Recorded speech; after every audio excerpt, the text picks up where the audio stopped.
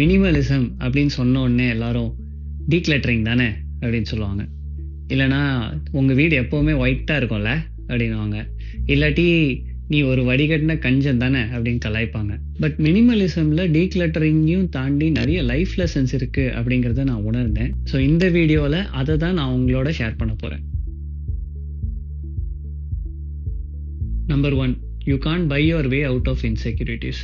Minimalism நான் practice பண்ணும்போது தான் என்னோட ஃபீலிங் ஆஃப் இன்அடிக்வசிஸ், போர்டம், என்னோட கம்பேரிசன், இதனால தான் நான் பொருட்களையே வாங்குறேன் அப்படின்னு எனக்கு புரிஞ்சிச்சு. ஒரு மான்செஸ்டர் யுனைடெட் ஃபேனாக இருக்கணும் அப்படின்னா நான் ஒரு ஜெர்சி வாங்கணும். இல்லை ஒரு மேனேஜர்னா நான் செடான் காராச்சும் ஓட்டினா தான் என் டீம்மேட்ஸ்லாம் மதிப்பாங்க.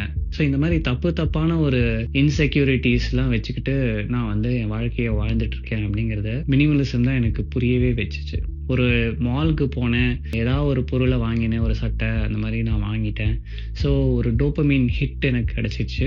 அப்புறம் டைம் பாஸ் ஆச்சு. அதுக்கப்புறம் நான் ஏன் இப்படி இருக்கேன் அப்படிங்கிறதெல்லாம் நான் யோசிக்கிறதுக்கு டைமே கொடுக்காத மாதிரி என் வாழ்க்கையை நடத்திட்டு இருந்தேன்.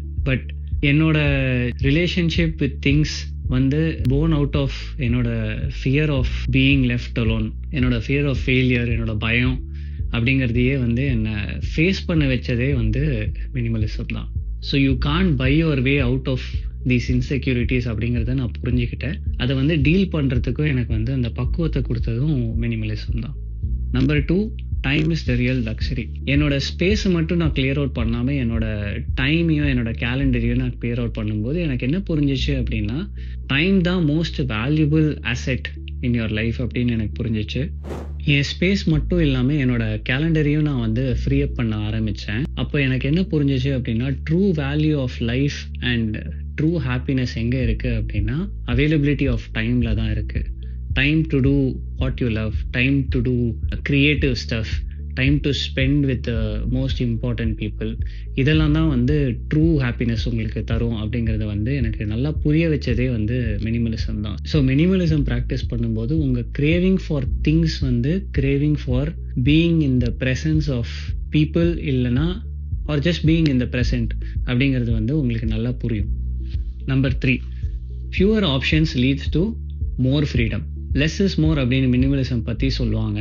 பட் அதையும் தாண்டி நீங்கள் ஃபியூவர் க்ளோத்ஸ் வச்சுக்கிட்டீங்க, கம்மியான சோஷியல் மீடியா ஆப்ஸ் ஆக்டிவாக வச்சுருக்கீங்க, ஈவன் லெஸர் கோல்ஸ் வச்சுருக்கீங்க அப்படின்னா உங்களுக்கு டிசிஷன் ஃபெட்டிக் இருக்காது. ஸோ உங்கள் பிரெயினால் ஒரு நாளைக்கு 35,000 டிசிஷன்ஸ் தான் எடுக்க முடியும். அப்படிங்கிறச்சு நீங்கள் என்ன துணி போடுறது, இல்லை இந்த வீடியோவை நான் சேஞ்ச் பண்ணணுமா, இல்லை இந்த இன்ஸ்டாகிராமில் ஸ்க்ரோல் பண்ணணுமா வேணாமா அப்படிங்கிற டிசிஷன்ஸ் எல்லாம் நீங்கள் எடுத்தீங்கன்னா அது தேவையில்லாத டிசிஷன்ஸ். ஸோ உங்களோட லைஃப் கோல்ஸு, உங்களோட ட்ரீம், அதை ஃபோக்கஸ் பண்ணி நீங்கள் இன்னும் நிறைய டிசிஷன்ஸ் பர் டே எடுக்கிறீங்க அப்படின்னா நீங்கள் உண்மையான ப்ராக்ரஸை நீங்களே உணருவீங்க. Number 4, people may resist your simplicity. Minimalism practice பண்ணதுலேருந்து நான் பண்ண பிக்கெஸ்ட் மிஸ்டேக் என்ன அப்படின்னா, மற்றவங்க கிட்ட நான் ஒரு மினிமலிஸ்ட் அப்படின்னு சொன்னது. ஏன்னா நீ ஒரு மினிமலிஸ்ட் ஆச்சே, அப்புறம் எப்பரா நீ ஒரு கார் வச்சிருக்க, நீ எப்படி இந்த பொருளை வாங்கின அப்படிலாம் ஒன்று கலாய்ச்சிட்டே இருப்பாங்க. இதை ஏன் அவங்க செய்கிறாங்க அப்படின்னா, அவங்களோட சராசரி வாழ்க்கைக்கு டிஃப்ரெண்ட்டாக நீங்கள் ஏதோ ஒன்று செய்கிறீங்க, அதுக்கு அவங்களுக்கு லைட்டாக கொஞ்சம் ஒரு பயம் இல்லைனா பொறாமை இருக்குது. அதனால அவங்க உங்களை கலாய்க்கிறாங்க. ஸோ அவங்கள கன்வின்ஸ் பண்ணிக்கிறாங்க தட் அவங்களோட லைஃப் தான் பெஸ்ட்டு அப்படின்னு. பட் நம்ம ஏன் இந்த பொருளை வாங்குகிறோம், இந்த பொருளை வாங்கிறதுக்கு முன்னாடி நம்ம இது தேவையா தேவையில்லையா அப்படின்னு நம்ம எவ்வளோ திங்க் பண்ணியிருக்கோம், இதெல்லாம் நம்ம அவங்கக்கிட்ட எக்ஸ்பிளைன் பண்ணாலும் அவங்களுக்கு அவ்வளோ டைமும் கிடையாது, அதை ஏற்றுக்கிற மாதிரி மனப்பக்குவமும் கிடையாது. Number 5, stillness can be uncomfortable in the beginning.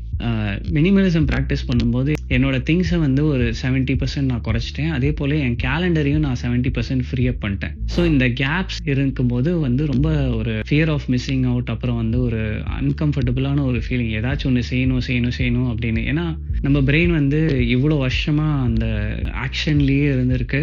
அப்படிங்கிறச்சே அந்த ஸ்டில்னஸ் அது ரொம்ப ஒரு மாதிரி அன்னர்விங்காக ஒரு டிஃப்ரெண்ட்டாக இருந்துச்சு.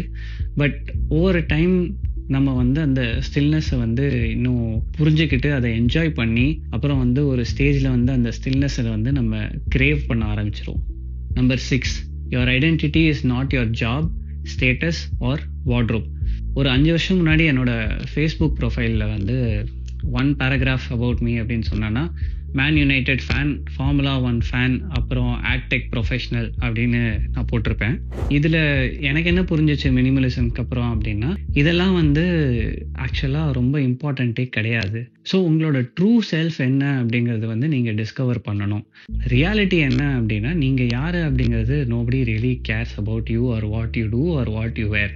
உங்களோட பாஸ்டில் நீங்கள் எப்படி இருந்தீங்க அப்படிங்கிறத பற்றியும் யாருக்கும் கேர் கிடையாது. உங்கள் ஃப்யூச்சரில் நீங்கள் எப்படி இருக்க போகிறீங்க அப்படிங்கிறத பற்றியும் யாருக்கும் கேர் கிடையாது. The only person that really matters is your self. So உங்களுக்கு ட்ரூவாக இருங்க. உங்களோட ஃப்யூச்சர் செல்ஃப் எப்படி இருக்கணும் அப்படிங்கிறத வந்து ட்ரீம் பண்ணுங்க. அது ஆஸ்பயர் பண்ணி அந்த லெவலில் வந்து இப்போ நான் இருக்கணும் அப்படிங்கிற மாதிரி உங்களையே மாடல் பண்ணிக்கோங்க. மற்றவங்க எப்படி உங்களை பற்றி திங்க் பண்ணுறாங்க அப்படிங்கிறத பற்றி கவலையப்படாதீங்க. மற்றவங்களுக்காக வாழாதீங்க, உங்களுக்காக வாழுங்க. Number 7, letting go creates emotional space too. மினிமலிசம்னா வந்து ஃபிசிக்கல் திங்ஸை மட்டும் ஒழிக்கிறது கிடையாது. ஒன்ஸ் நீங்கள் அதை செஞ்சதுக்கப்புறம் உங்கள் லைஃப்பில் இருக்கிற டாக்ஸிக் ரிலேஷன்ஷிப்ஸ் எல்லாம் வந்து ஒதுக்க பாருங்கள். அப்புறம் என்னைக்காச்சும் உங்கள் லைஃப்பில் வந்து ஏதாச்சும் ஒரு ஈவெண்ட் நடந்திருக்கும், அதோட ஞாபகங்கள் வந்து உங்களை இப்போது ப்ராக்ரெஸ் பண்ண முடியாத மாதிரி செய்யலாம். ஸோ அது என்ன அப்படின்னு யோசித்து அதை வந்து எப்படி டீல் பண்ணுறது அப்படிங்கிறத வந்து ஃபோக்கஸ் பண்ணுங்கள். தேர்ட்லி, ரொம்ப முக்கியமாக, ஒரு காலகட்டத்தில் நான் வந்து இப்படி இருப்பேன் அப்படின்லாம் நீங்கள் வந்து கனவு கண்டிருப்பீங்க. பட் அந்த தாட்ஸ் வந்து உங்களை இப்போது மட்டம் தட்டுற மாதிரி இருக்கும் அப்படின்னா அந்த மென்டல் பேகேஜையும் வந்து லெட் கோ பண்ண ட்ரை பண்ணுங்கள். சிம்பிளாக சொல்லணுன்னா, ஒரு எக்ஸல் எடுங்க. அந்த எக்ஸலில் நீங்கள் ஒரு வீக்கில் மீட் பண்ணுற ஒரு டாப் 25 பீப்புளை லிஸ்ட் பண்ணுங்கள். அவங்கள வந்து ப்ரைமரி, அதாச்சும் அப்பா, அம்மா, உங்கள் பெஸ்ட் ஃப்ரெண்டு, பார்ட்னர், இவங்களெல்லாம் ப்ரைமரின்னு போடுங்க.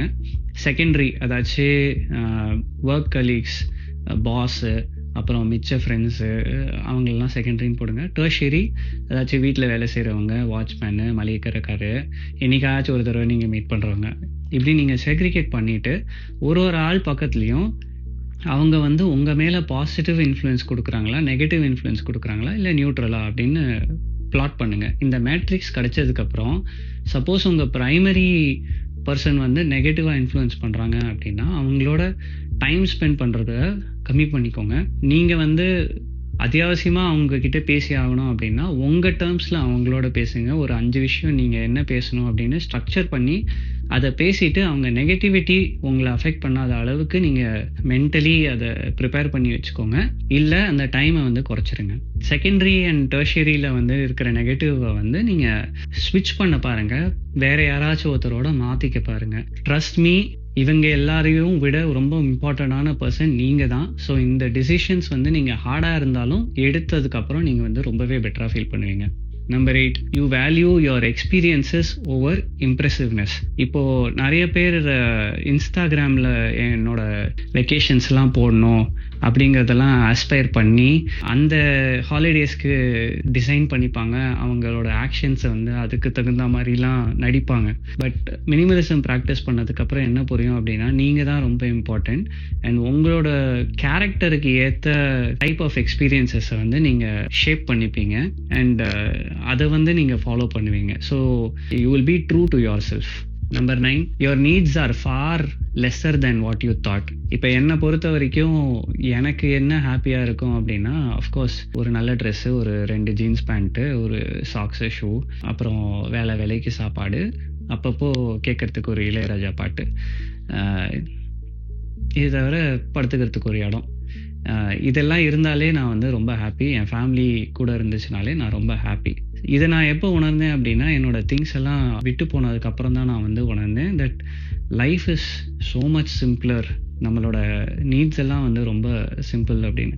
இதை உணர்ந்த உடனே எனக்கு என்ன ஆச்சு அப்படின்னா, ஷோல்டரில் எடுத்துக்கிற அந்த ப்ரெஷர் அதெல்லாம் வந்து எனக்கு ரொம்ப ரிலீவ் ஆகிடுச்சு. இப்போது நான் எடுத்துக்கிற அந்த பெரிய வீடு வாங்கணும், அதுக்கு வந்து இஎம்ஐ கட்டணும், ஒரு பெரிய கார் வாங்கணும், அந்த டிசையர்ஸ் எல்லாம் வந்து எனக்கு அவ்வளோ இம்பார்ட்டண்ட்டாக இப்போ தெரியலங்கிறச்சே எனக்கு அந்த pressure of having those commitments வந்து எனக்கு ரிலீவ் ஆகிடுச்சு.